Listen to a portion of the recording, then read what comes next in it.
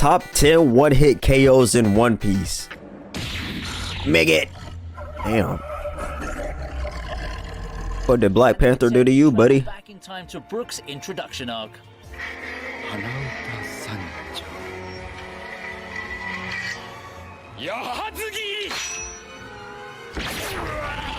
The oldest member of the Straw Hats, Brook, is capable when he's not being goofy. He's also the oldest? This nigga's dead, bro. Why is he not in the grave? An underrated character. I mean, let's not forget his deadly assault on Black Maria's underlings in Wano, all of whom he cut down in a single stroke. However, his one-shot, one-kill on Tararan stands out not just for his swordplay, but for the importance of the information he unearths. That Moria's zombie army can be vanquished with salt. This he a swordman too? Battle to the Straw Hats' favor.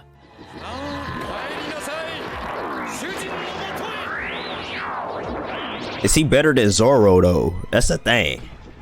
Next up at number 9 is the newest addition to the long head ass. Formidable Knight of the Sea Jinbe, as he leaves the pompous Gecko Moria dumbstruck with a single blow.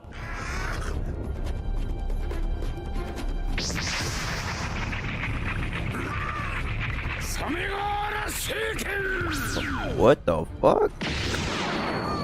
We probably remember the Fishman best for his death-defying willpower and courage when facing Big Mom's soul extraction ability. But this early example of his supremacy at the apocalyptic Summit War of Marineford is equally memorable. Ahead of his fight against Jinbe, Moria gains power and size by devouring the shadows of several Marines with the ability of his Shadow Devil Fruit. Getting ahead Did they just die after getting a shadow cut off? of himself, Moria prepares to take Jinbe's shadow too, but borrowed strength can only amount to so much. Jinbe's mastery of Fishman karate is always a marvel to watch as we see him cut Moria's self-satisfied drivel short.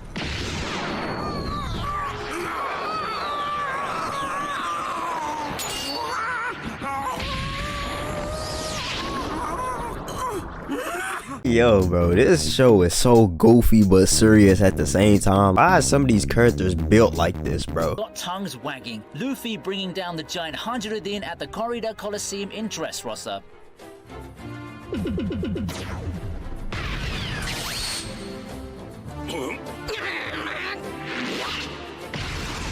Damn!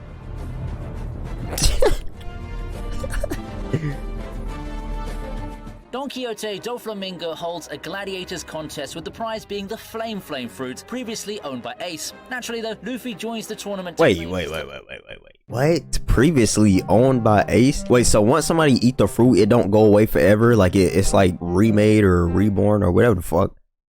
Eight Brothers Devil Fruit. In characteristic nutty fashion, he enters the arena in disguise as the white-bearded Lucy, the people's favorite. One of his most fearsome opponents is Hajrudin. The giant from Elbaf isn't one to be made light of, as Lucy finds out after his trusted Mount Brutal Bull is brought to ground with just one smack. Well, plucky as ever, Luffy swiftly knocks out the Colossus with just the Haki-enhanced Gear second punch. Although this is but a tiny incident in the larger Dressrosa story, dude, that's Luffy's crazy. one-shot takedown of Hajrudin has passed the test of time for our hero's mind-boggling boldness. Of course, for one who aims to be the next pirate king, power is a must, but the kindness with which Luffy exacts revenge for Brutal Bull is a rare quality to come by, and we can't help but love him for it.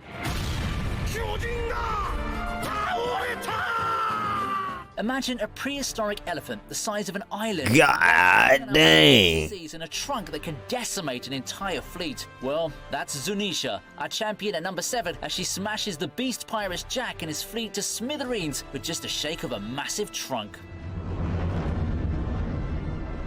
That is wild as hell, bro. That motherfucker is dead. Inflicted by Jack upon the Minks, a tribe that lives on the island of Zo located on the ancient elephant's back, this counterattack is most satisfying. Besides the awesome action, the existence of Zunesha, before then unnoticed even by the Minks, makes the mystery surrounding the background of the One Piece story even more enticing. What's more though, the uncanny ability with which Zunesha communicates with Momonosuke and Luffy and asks them for permission to attack Jack just adds to the enigma. This ability, called the Voice of All Things, is a super rare power akin to telepathy and heard by only a handful of individuals, one of them being the Pirate King Roger himself. This ramps up the tension for what's in store for Luffy and Momo later in the story. What? I mean, everybody know Luffy gonna become the Pirate King anyways. Come on now. Nigga, the show based off of him. Sixth spot, Luffy's a force of nature as he one-shots a Pacifista to announce his return after the 2-year time skip.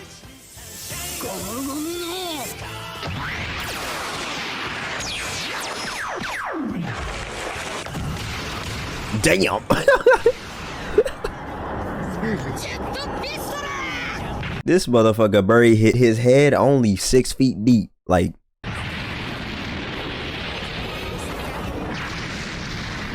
good God.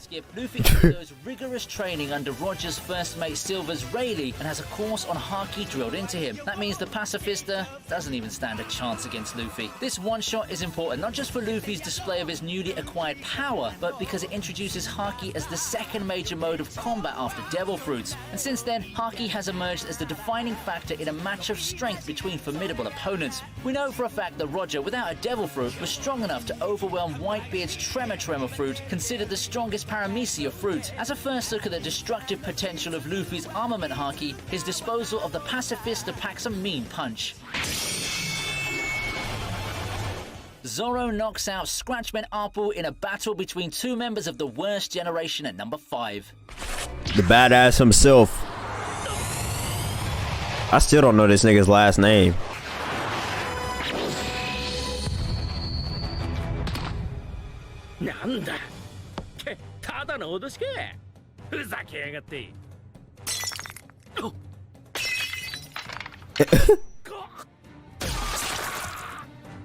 Bro turned around, said a whole sentence, and he still wasn't bleeding, bro. Stage is set by Queen. A deadly I mean, it's badass, but what? Comrades alike into Ice Oni, or Ice Demons, before killing them. In the madness of the Ice Oni tag race that ensues, fuck? Zoro pursues Appu for the antidote. The endless chase soon begins to get on Zoro's nerves, who, being the solemn samurai warrior type, is the exact opposite of Queen and Appu with their party sensibilities. In the midst of the ruckus, Zoro sees the severed hand of a comrade, and that's when the real Oni is unleashed, much to Appu's misfortune. Even amongst the group of notorious pirates dubbed the worst generation, Zoro, along with Luffy and Blackbeard, are the most terrifying. As one of only 2 non-captain members, Bro, his arm looked broke, bro. The green-haired swordsman for the captain of the Straw Hats. The lightning-fast slash on Appu is just the tip of the iceberg. In his element in the land of the samurai, Zoro has already made Kaido bleed and is now up against King, which means that we can be sure to feast our eyes on some more of the good stuff.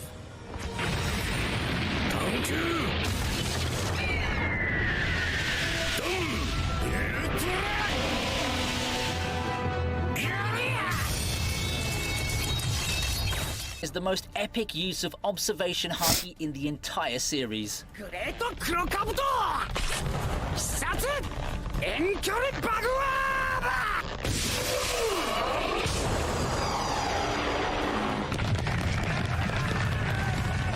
gonna stop asking questions. Flower Hill. The cowardly Usopp grows up exponentially in the Dressrosa arc as he incapacitates Sugar, a senior officer of the Don Quixote family, not once, but twice. Now it's at that moment when he awakens his observation haki and saves Luffy and Trafalgar Law that Usopp finally lives up to the legacy of his father Yasopp, the sniper of the Red Hair Pirates. The impressive display of sniping skills from the wacky sharpshooter can be credited for the Straw Hats' ultimate victory over Doffy and his crew. Although we've seen Usopp pull through on a number of occasions in the past, for instance in his fight against Perona in the Thriller Bark arc, this showcase of pure skill and power is undoubtedly his finest moment so far. Yet to see him play a meaty role in Wano, let's keep our hopes up for another God Usopp moment.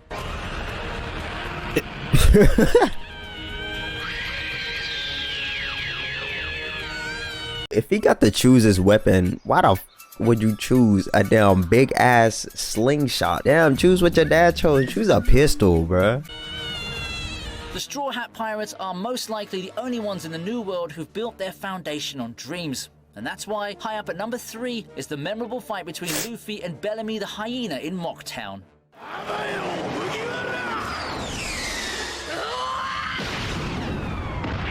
Yeah, this nigga Bellamy thought he was Ridiculed and beaten up by Bellamy for believing in the existence of Skypiea, an island in the sky, Luffy chooses not to defend himself in a moment that nostalgically parallels Shanks' refusal to fight a gang of mountain bandits in Makino's bar all those years ago. However, Luffy finally loses his cool when his newfound friends are hurt by Bellamy and his crew, who only believe in power and wealth. Playing the role of the underdog perfectly, Luffy delivers the most divine punch on Bellamy's smug Bro, face, knocking him every time I see this punch, bro, all I can think of is CJ the champ. unconscious. It's been a long journey since this early incident, but Luffy hasn't changed at all, still choosing to fight for pride. That boy's fist march was still on his face. This is apparent as he stands Got firm fought before up, nigga. Kaido and Big Mom in Wano, condemning their domineering ways and challenging them to the crown of the Pirate King.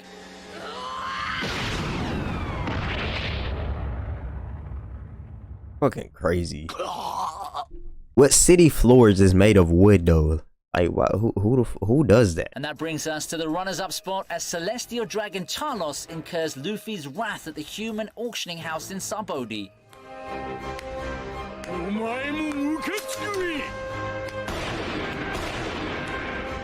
Like, that boy gave him a haircut. Good God. What did that astronaut do to you? Luffy's lifelong dream of becoming the Pirate King and obtaining the One Piece stems from his desire to be the freest person in the world. Was that the octopus from Arlong's squad, bruh? So when his mermaid friend Kami is kidnapped and sold into slavery, and another friend, the fishman Hachan, is shot by Charlos, It is. Imagine what's gonna happen next. A furious Luffy bashes in the loathsome aristocrat's face with utter disregard for his exalted social status as a world noble. Luffy's righteous smackdown gives him one hell of an introduction to fellow supernovas Law and Kid, who are also present at the auction house. We can safely assume that their current alliance in Wano is a most favorable outcome of this past event.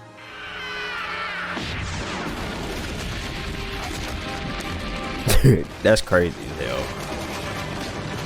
Boy sent them flying through stirs. So it's time to unveil the winner, and it's the big bad Kaido's singular knockdown punch on Luffy in their first meeting in Wano.